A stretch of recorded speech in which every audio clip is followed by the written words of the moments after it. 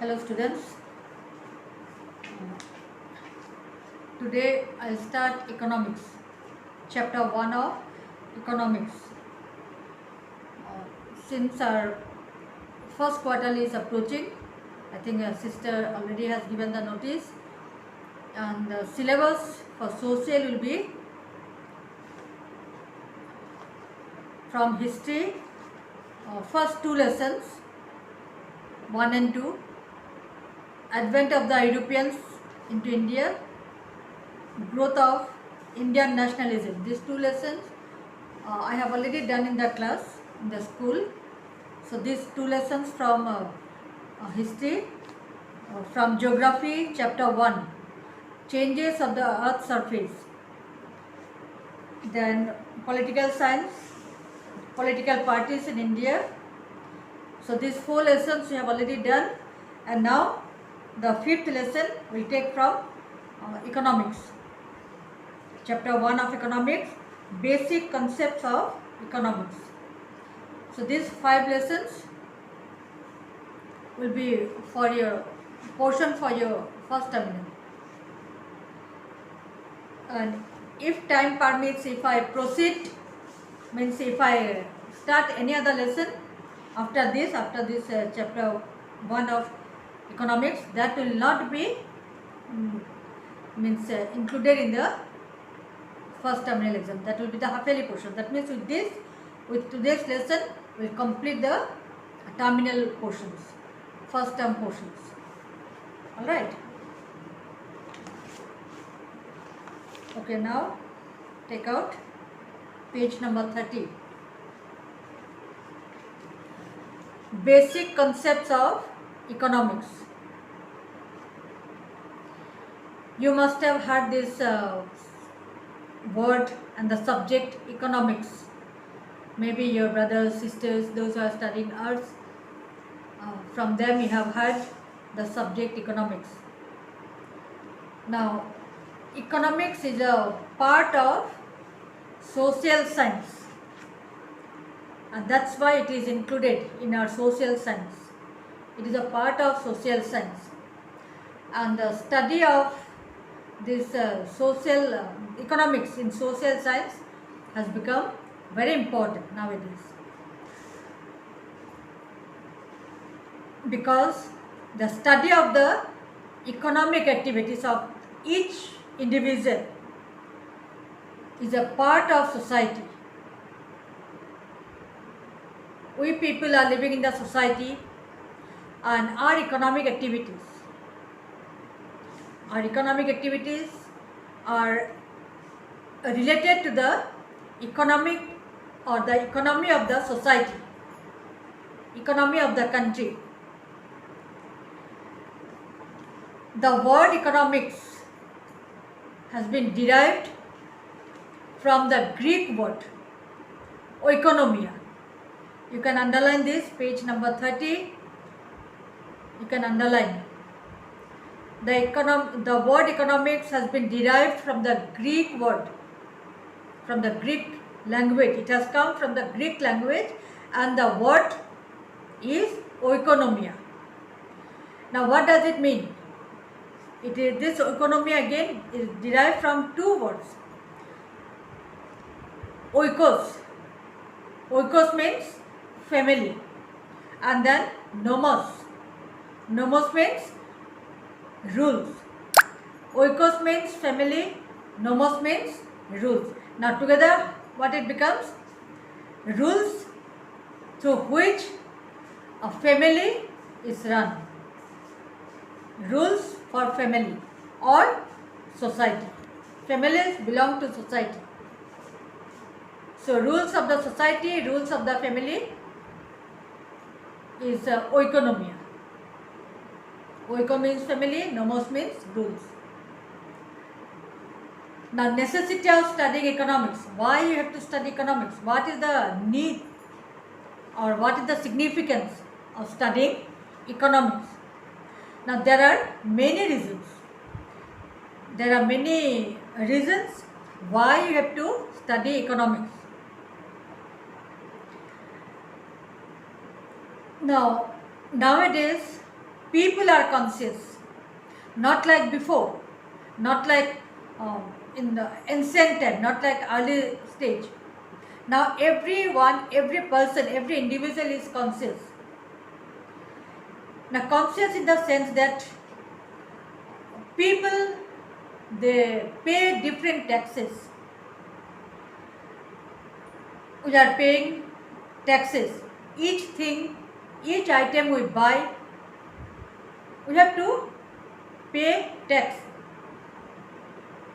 Even if we buy a biscuit, along with the price of the biscuit, tax is included. For each and every big and small thing, tax is included, and that tax, including the tax, it is the price. That means one who is buying, we are the buyer, we are buying the things, along with the means price, we are giving the tax also. That means together the tax, it becomes the price. Each house tax you are giving, income tax you are giving, entertainment, if you go to, if you buy a cinema hall ticket, a ticket for cinema, that there also tax is there. For each and everything tax is there. And who is paying? By paying the tax, we people are paying the tax. We citizens are paying the tax. Those who are having good amount of income, after some limit, they have to pay the tax. They are earning money, but they are paying. Now people are conscious. Now as we are paying the tax, we have every right to know, or we, the conscious citizen, the educated citizen, they want to know.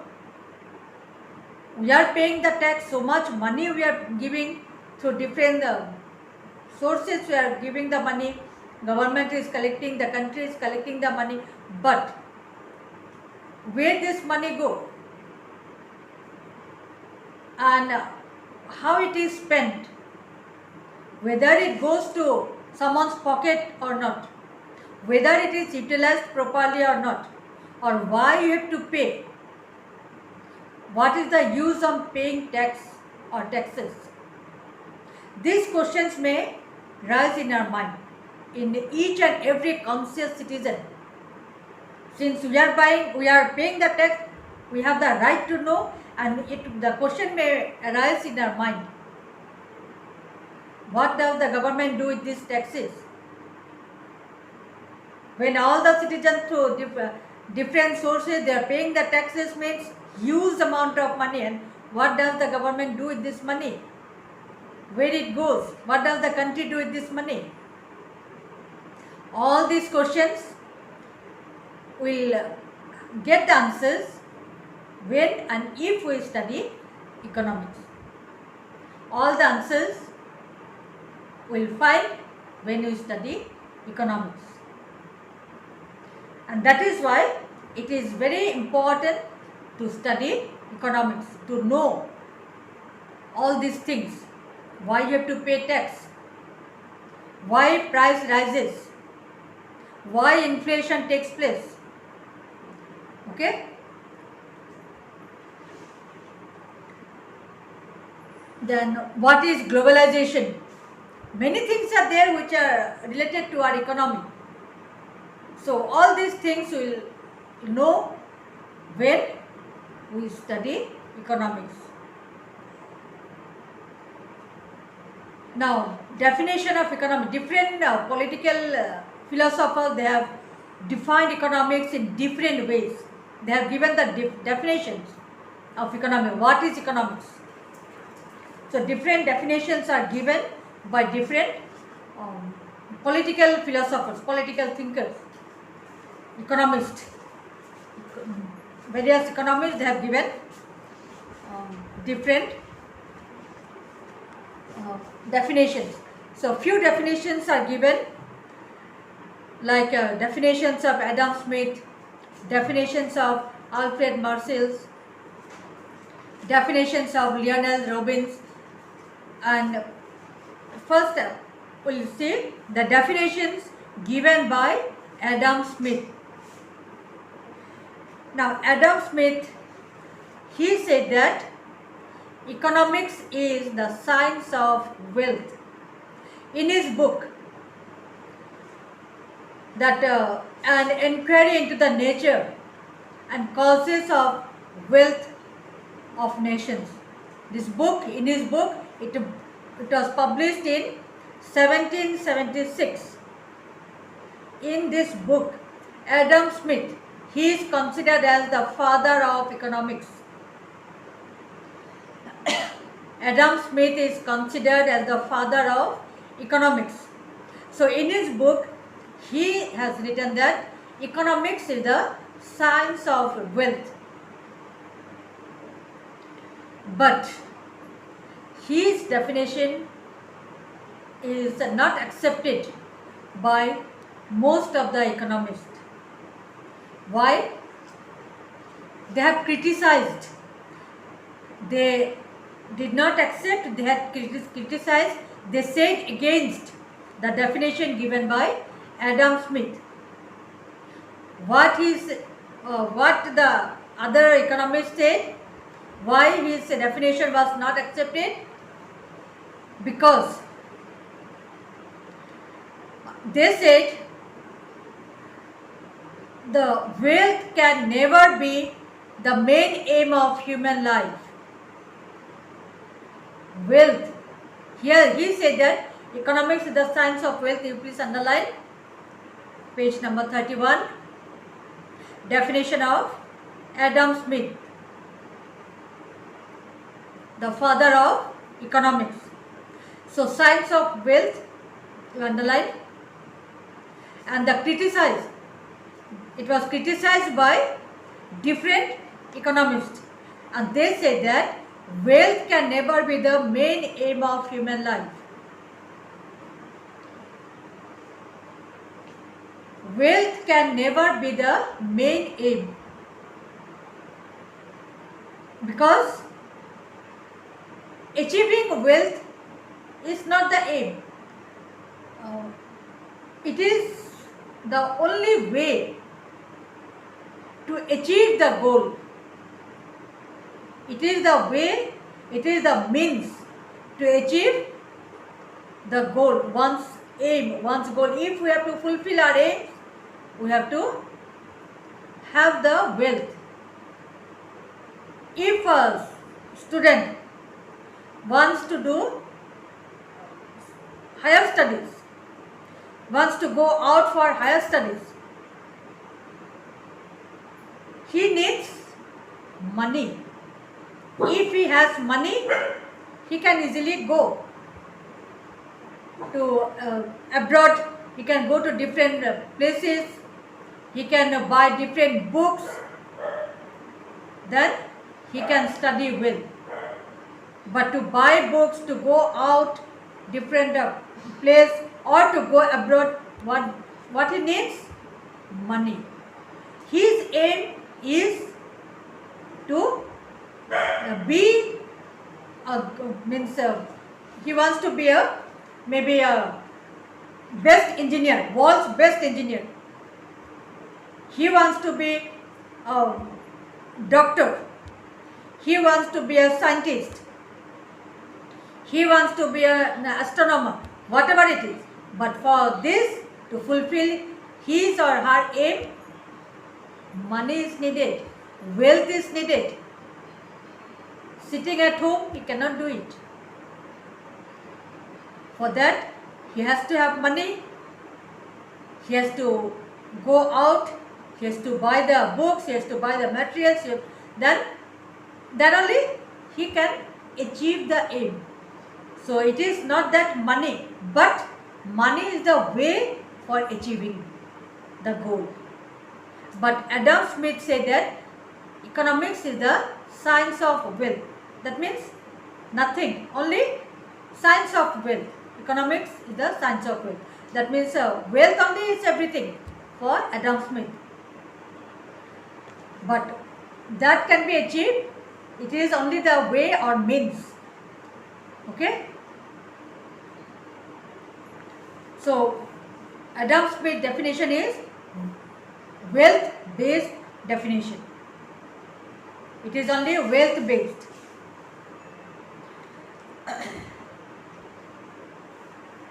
Because in the society, human being, they are living in the society, we people are living in the society, and in the society we are living, and our aim is not to achieve money.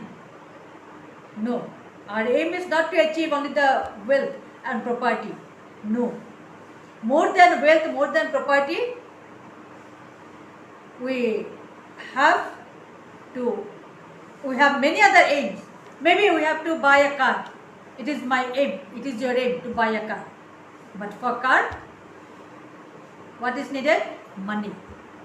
So money only can reach us to our goal. Okay. So in the society, we have various aims, and which we can achieve through money. It is only a means. Now, a country has to be developed. Industrialization is there. Government has taken different steps to educate the people. Different schools are made to educate the children. Industries are made. Agricultural crops are increased. All these things, money is needed, isn't it? So money is only the way, not the ultimate aim. All right? Then Alfred Marshall, another economist, Alfred Marshall, in his book Principles of Economics, published in 1890, underline this, he put forwarded his definition of economics based on mankind in ordinary business of life. Now, what he said? Economics is the study of mankind in the ordinary business of life. Now, his definition also is criticized.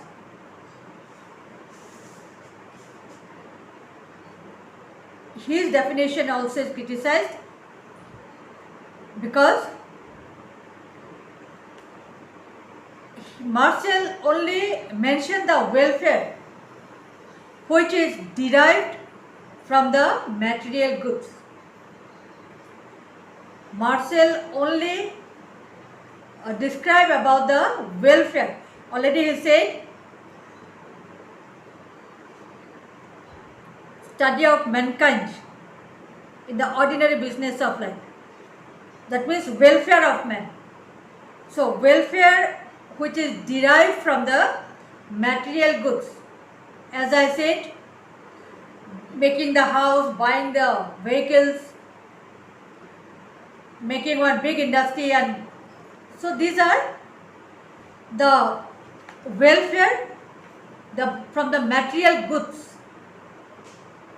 But besides the material goods, there are welfare from the non-material goods. There are welfare which is derived from the non-material goods, like nowadays, as we all know, that COVID-19 is going on, and doctors, nurses, they are treating the patients. Now, treatment of doctors, the doctors are giving the treatment, nurses are giving the treatment. So these treatments that doctors and nurses are giving, are these a material good? The treatment given by doctors, treatment that nurses are giving, are these treatment material goods? Lakhs and lakhs people are getting cured due to the treatment given by the doctors and the nurses.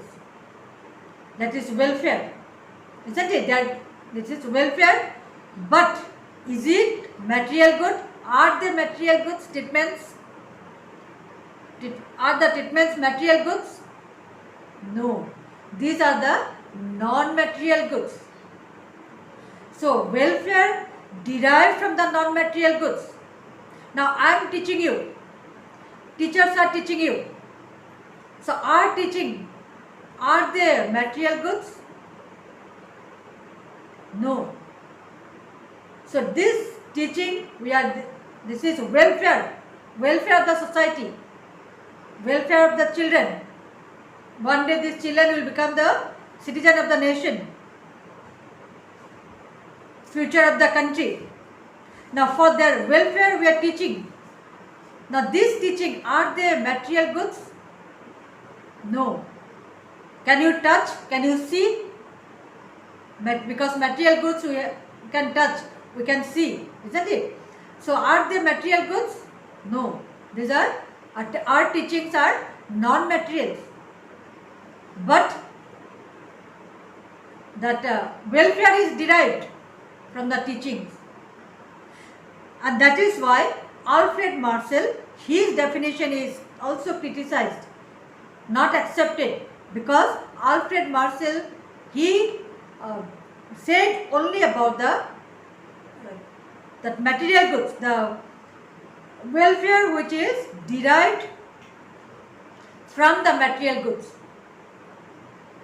which is received from the material goods, and he did not say anything about the non-material goods.